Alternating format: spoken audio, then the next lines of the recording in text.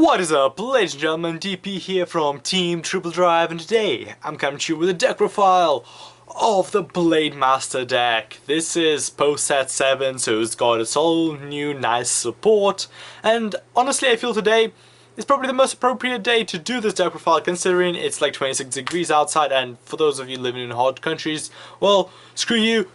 For us UK people, it is boiling outside. I'm sitting right here topless. I bet you would wished you could see that, but you can't, so keep your bonus in your pants. Anyway, let's get into the deck profile, because this is another gateway deck that I will be trading away very soon. This is probably my record for the shortest owned deck, because I've got this on Saturday and I've pretty much on the same day arranged to trade it, so we'll be trading it on the, well, tomorrow, Wednesday. We'll start off with 2 SP Blademasters, 2 Triple Red Blademasters, which totals off 4 Blademasters. This is a Blademaster deck. He's really good on Stride. You can count +1, kill something. It's quite good because it allows you to proc a lot of your different skills and just generally control the board.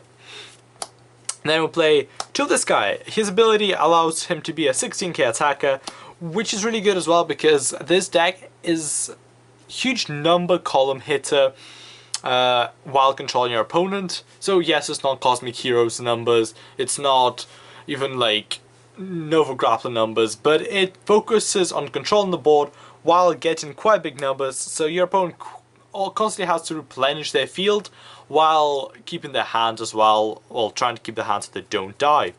Then I'll play 2 of this guy because his ability allows you to snipe things. He's quite good. I would, to be honest, drop 1 of him for another grade 2 and bump this up to 3, but that's just me. Honestly, I could not find another one of him. Like, it's a common and I couldn't find him.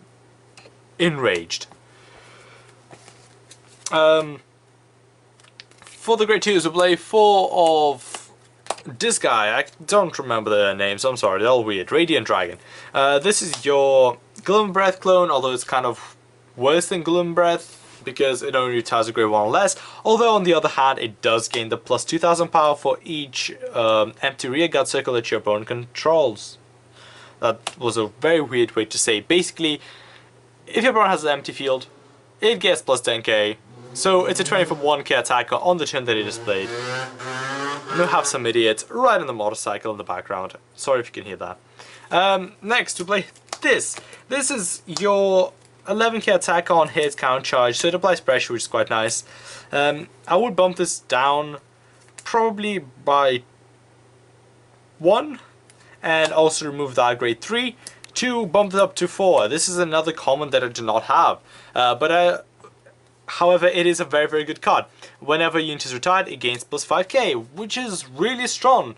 I mean, you just get this up to like 25k in a turn, 28k in a turn, not 25, 28k in a turn. With a boost, it's probably going to be swinging for about 37, since we have some boosters that gain plus 2k as well, so they become 9k boosters. But again, it's really annoying that I could not find any more of this guy, even though it's only a common. So let's move on. We'll play 4 perfect guards, we'll play 4 of the Blaze perfect cards. This perfect card is pretty amazing. The fact that you can search for it with 2 different cards in this deck is really, really good. Then her ability to constantly bounce back is very powerful as well. So overall, it's just a very good perfect guard. Then we'll play 4 of this amazing card. This is your on flipper, this is your 9k booster. Actually, that's an 11k booster. I'm thinking of a different card. This is your 11k booster, which is really, really good. The 9k booster is this. But it is a thing that makes this deck counterblast. Well, it's not counterblast 3 obviously, but it's easy on the counterblast. If you have this on the field and it's not getting killed, this will provide your whole game with counter charging. You will not need any other counter charge methods with this guy. Although the grade 2 is quite good because it also applies pressure, so yeah, that's why we're on the grade 2. Then we'll play 4 of the Searcher. When attack hits, when it attacks, it's worded weirdly, but as far as I'm aware, it's during the battle when it attacks. if your Vanguard is blazing until the end of the battle, this unit gets. Yeah, like it's worded really weirdly, but when it boosts, if your Vanguard is blazing, it gains plus 2k, and the ability of on hit, when the battle hits, during the turn this unit boosted, or yeah, well, it has to. You look at top 5 for a blaze card and add to your hand, so your perfect guard can be searched with this card. Next, we'll play 3 Stride Enablers. It's quite a pretty Stride Enabler, to be honest, and it's a nice foil pattern, and also the SP. To be honest, you tried quite a bit in this deck, but at the same time, we do run 8 grade 3s, but even with 7 grade 3s, you don't need 4 Stride Enablers, I think. I think the fact that you stride so...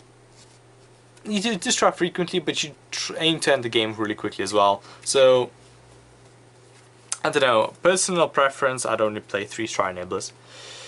Starter, we'll play this Serrated Draco Kid. It's been errated, so its ability is actually a lot better. Generation break 1, count +1, put him into soul, look at top 5 cards, choose up to 1 grade 3, or a card with a blaze ability. Call to rearguard, shuffle your deck.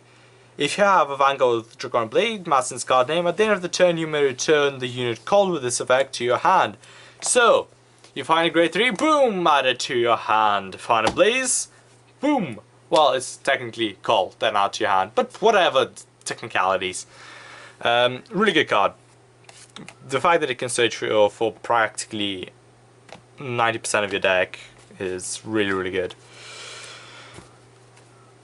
For the triggers, play 4 heal triggers. Doesn't matter which ones, this is not legend. For the best draw trigger in the game. Then we play 4 of the Blademaster crits. The Blademaster crit is quite decent in this deck because it just allows you to draw more cards while being aggressive. I've often ended up calling him to the front row just to be able to get effects of Marcel off of this. So yeah. Then we played 2 more crits, so 6 crit total. And 2 stand. I'm not a huge fan of the stand because as soon as a battle commences, this goes back to the deck. So, it's okay. Oh, okay, my bad. Right.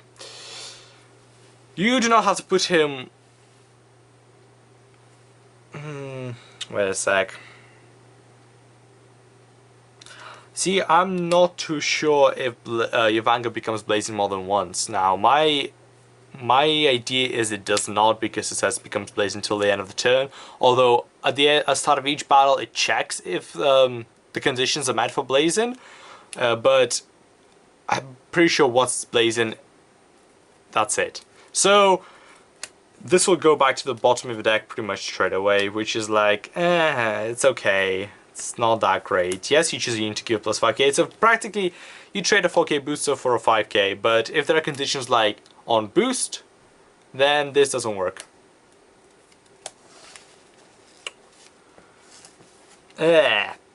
G-Zone.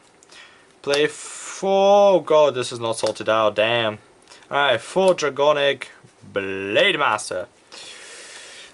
This card is really, really good. Taiten is your midway stride. I mean, in an Overlord deck, this is even better because Overlord didn't really have the kind of mid-game stride, but now they do.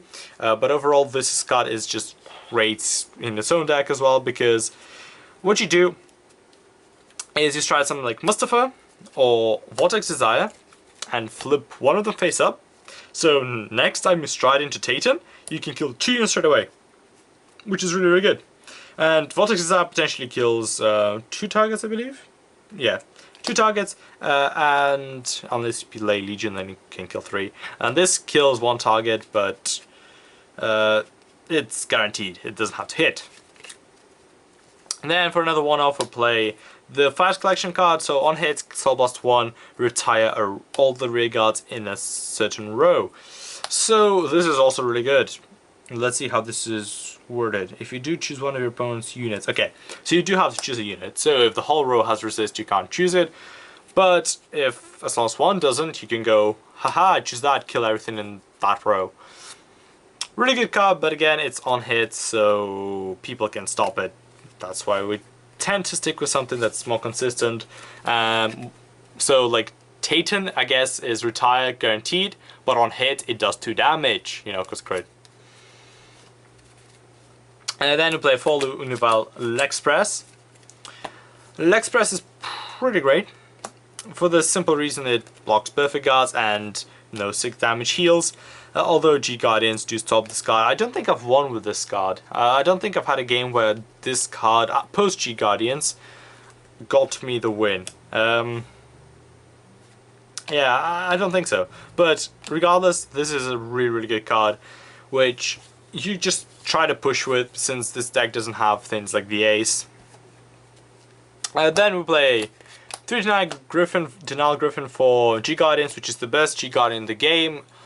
I don't care what people say, Defeat Flare is not that great. Defeat Flare wipes the back row, big deal, you just attack with your rear guards first, get good, learn to play around it. This, you cannot do anything. Yeah, you can attack with the Vanguard first and whatever, but your rear guard's unsafe. If you play resist, cool. Well done.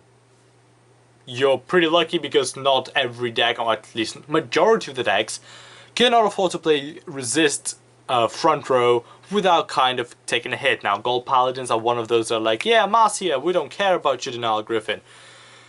If you're a Gold Paladin player, you're laughing, but if you're not, this will screw you over so much. So much. And then we play 2 of Spherical, what? No, Azul Orb Dragon. Basically, if your opponent has 4 less rear guards, this is a 20k G-Guard. Alright, before I finish off, I kind of want to say a few quick things. Yes, this deck is not as good as Legend.